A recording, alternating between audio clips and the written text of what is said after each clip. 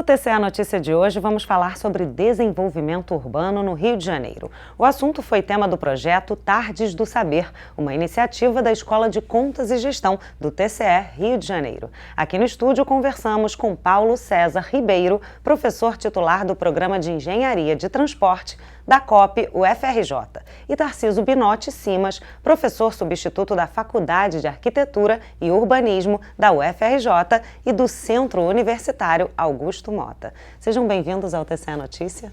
Muito obrigado. Boa tarde. Vou começar fazendo uma pergunta para os dois. Qual a importância de iniciativas como essa, como o Tardes do Saber?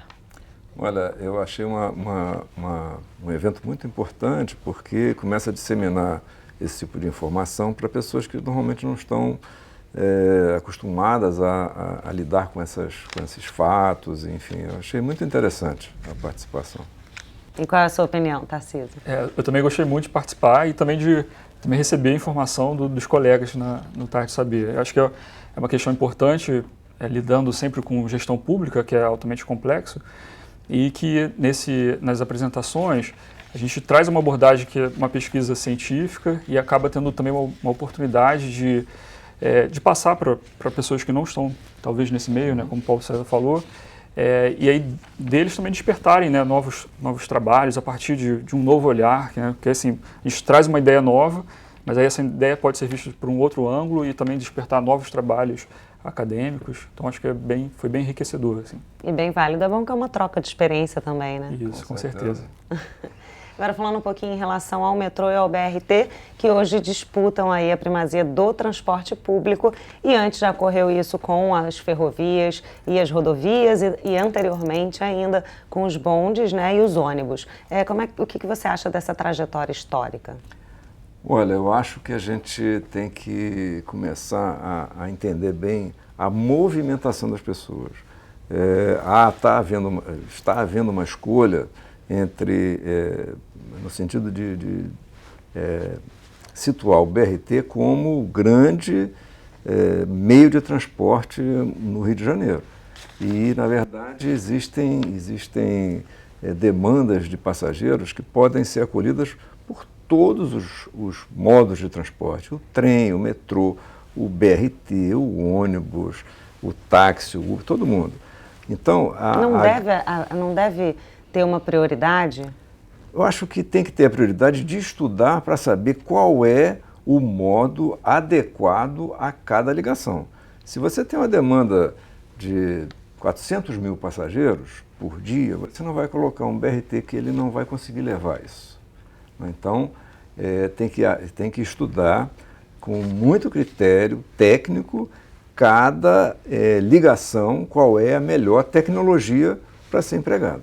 Hoje, os investimentos feitos pela Prefeitura nas pistas da Avenida Brasil e também ali nos corredores do BRT, na construção dos corredores do BRT, de alguma forma melhoraram o quadro de abandono ali no entorno? Uhum. Bom, na região, né, quando anunciou o projeto e iniciaram as obras, ao mesmo tempo, alguns empreendimentos foram construídos ou estão começando, iniciaram obra em Irajá, em Ramos, Olaria, mas eu não sei se a questão do quadro, realmente isso teve algum impacto significativo na questão do abandono. Né? Ainda existem muitas indústrias que estão ociosas, né? Alguns vazios urbanos. Mas aí eu até levanto, não estou tão otimista quanto ao quadro futuro, porque as obras do BRT da Avenida Brasil foram interrompidas antes das Olimpíadas, com promessa de ser retomada em setembro, mas a gente já está em outubro e as obras estão paradas. Além das pistas que foram reformadas, tem as estações que começaram a ser construídas e que hoje, parcialmente, né, que hoje elas estão lá em parte. Aí eu tenho medo também se a prefeitura daqui para frente não tiver fôlego, né, e nem interesse em retomar essas obras, o que vai ser daquelas estruturas, né, daqueles esqueletos. Isso também pode não ser um agravante na situação de aumentar ainda a sensação de abandono na região. Um receio meu. Em relação aos países mais desenvolvidos, bom, o transporte de massa deve se dar aí sobre os trilhos. No Rio de Janeiro e no Brasil, funciona dessa forma? Olha, eu acho que é uma questão de encarar com seriedade e existir um planejamento de transportes, que aí vai ao encontro do que eu falei anteriormente, né? Que vocês, sabendo qual é a demanda de passageiros Em cada uma das principais ligações da cidade, você aloca o sistema mais adequado.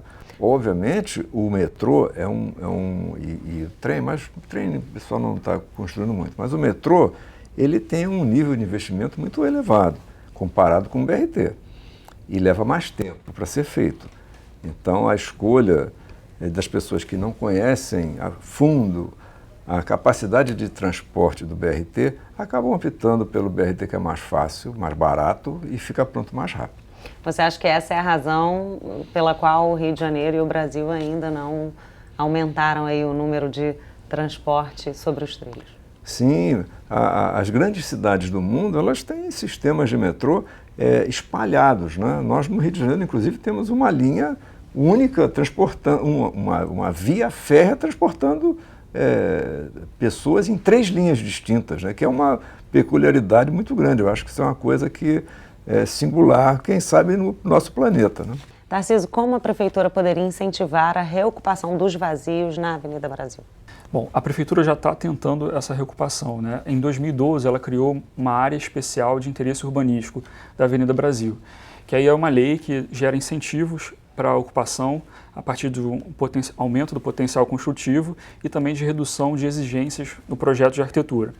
E, por outro lado, está em paralelo, né, um projeto de lei na Câmara dos Vereadores para perdão de dívidas dos proprietários desses imóveis e também isenção de IPTU, ITBI e ISS na construção para a reocupação desses vazios. Você fez, inclusive, um estudo sobre a reocupação desses vazios, né? Isso. E aí, pegando esse gancho, nessa oportunidade que a Prefeitura criou, nessa investigação, o que eu trouxe foi o seguinte, que esses incentivos, a diminuição das exigências, né, que foram implementadas por essa lei e pelo projeto de lei, que também seria relacionado a incentivos fiscais, eles favorecem majoritariamente a iniciativa privada, né, o mercado imobiliário. Por outro lado, aí que levanta alguns questionamentos, né, se tem exigências de projetos para a cidade inteira, por que ali naquela região não vai ter essas exigências, não vão ser cumpridas, né? Qual a diferença que o futuro morador dali vai ter em relação ao morador de outro bairro? E aí, pensando por outro lado, esses vazios urbanos, eles não cumprem função social, né? Eles não têm um uso. E a Constituição de 1988, ela prevê que as propriedades urbanas que não cumprem função social, elas estão suscetíveis a penalidades. É entender que o direito à propriedade ele não pode prevalecer sobre o interesse coletivo. E aí, na medida, por exemplo, né, um imóvel desse vazio, ele prejudica a paisagem, dá um aspecto de degradação, de abandono, uma sensação de insegurança. Na medida que você não está utilizando um edifício e também as infraestruturas urbanas que ali foram implementadas, você está desperdiçando uma energia e recursos. O século XX foi quando a humanidade mais gastou recursos naturais, né? Então a gente tem que aproveitar ao máximo o que já foi feito, construído. Então esse abandono significa um desperdício. E para um clima tropical como o nosso, esses imóveis vazios eles também têm um aspecto, uma repercussão negativa na possibilidade de geração de focos de dengue. Então é uma questão agravante para a cidade que o direito da propriedade não pode ficar por cima do interesse coletivo. E a Constituição e o Estatuto da Cidade de 2001, eles preveem que esses imóveis podem sofrer penalidade, né, através de notificação para ser utilizado, ou sofrer pressão através do IPTU progressivo, que é o aumento do imposto ao longo dos anos para incentivar a ocupação. Nesse caso, se não for reocupado, a Prefeitura tem o direito tem a possibilidade de entrar com um processo para desapropriar esse imóvel, porque às vezes são investidores ou proprietários que estão no exterior ou que não têm interesse sobre a propriedade e que eles não vão reocupar, não vão dar dar uma finalidade para aquele imóvel. E aí, nesse sentido, a própria Prefeitura poderia dar um novo uso para esses imóveis abandonados, né? Esses vazios da indústria. E lembrando que ali é uma região que tem alta densidade populacional, tem muita população relacionada tanto nos imóveis residenciais, nos prédios próximos às estações, em vilas industriais ainda remanescentes e até também na questão de favelas de alta densidade, que também tem baixos índices de desenvolvimento humano. E aí esses vazios que a Prefeitura poderia desapropriar podem dar um destino que complemente as necessidades da comunidade, né, dos próprios bairros. Aí sendo utilizado para novas escolas, para novas creches, postos de saúde, espaços para lazer, ou também centros culturais e etc. Essas são as sugestões do seu estudo também. Isso também faz parte do estudo. Né? Seria esse olhar para a própria Constituição, né, para a legislação. E aí pensar, são dois pontos de vista, né? Pensar numa cidade que é voltada para o mercado imobiliário e uma outra que seria realmente feita por pessoas e para as pessoas mesmo. Né? Perfeito. Bom, vamos continuar falando sobre esse assunto. Aliás, vamos falar um pouquinho mais também sobre o estudo que você fez. Mas agora vamos fazer um breve intervalo. Não saia daí que o TCE Notícia volta já.